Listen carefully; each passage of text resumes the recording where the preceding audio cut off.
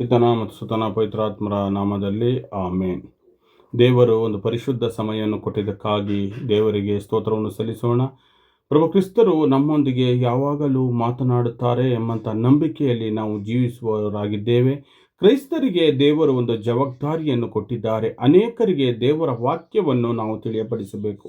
ಅದಾಗಿದೆ ದೇವರು ನಮಗೆ ಕೊಡುವಂಥ ಒಂದು ಜವಾಬ್ದಾರಿ. ಅದನ್ನು ನಾವು ಪ್ರತಿದಿನವೂ ತಿಳಿದುಕೊಂಡು ಅನೇಕರಿಗೆ ದೇವರ ವಾಕ್ಯವನ್ನು ಹಂಚಿಕೊಂಡು ದೇವರ ವಾಕ್ಯವನ್ನು ಅನೇಕರಲ್ಲಿ ಹೇಳುತ್ತಾ ಮಾತನಾಡುತ್ತಾ ದೇವರೊಂದಿಗೆ ನಾವು ಮಾತನಾಡುವವರಾಗಬೇಕು. ಈ ದಿನ ನಾನು ಆಯ್ದುಕೊಂಡಂಥ ವಚನ ಭಾಗ ಜ್ಞಾನೋಕ್ತಿಗಳು ಬರೆದ ಪುಸ್ತಕ 3ನೇ ಅಧ್ಯಾಯ 5 ಮತ್ತು 6ನೇ ವಚನವಾಗಿದೆ. ಈ ವಾಕ್ಯವು ಈ ರೀತಿಯಾಗಿ ನಮಗೆ ತಿಳಿಸುತ್ತದೆ.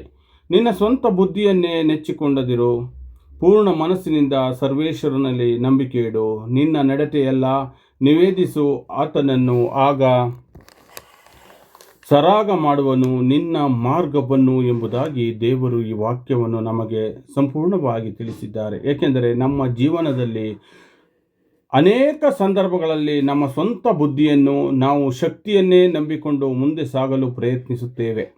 ಆದರೆ ದೇವರು ಈ ವಾಕ್ಯವನ್ನು ನಮಗೆ ತಿಳಿಸಿದ್ದಾರೆ.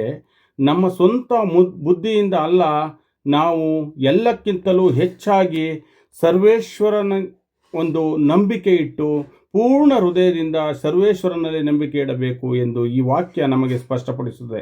ನಮ್ಮ ಆಲೋಚನೆಗಳು, ನಿರ್ಧಾರಗಳು ಎಲ್ಲವೂ ನಾವು ದೇವರ ಮುಂದೆ ಸ್ಮರಿಸಬೇಕು. ಅವರು ಮಾರ್ಗದರ್ಶಕರು ನಮಗೆ ಆಗಿದ್ದಾರೆ ಎಂಬಂಥ ವಿಷಯ ನಾವು ತಿಳಿದುಕೊಳ್ಳಬೇಕು.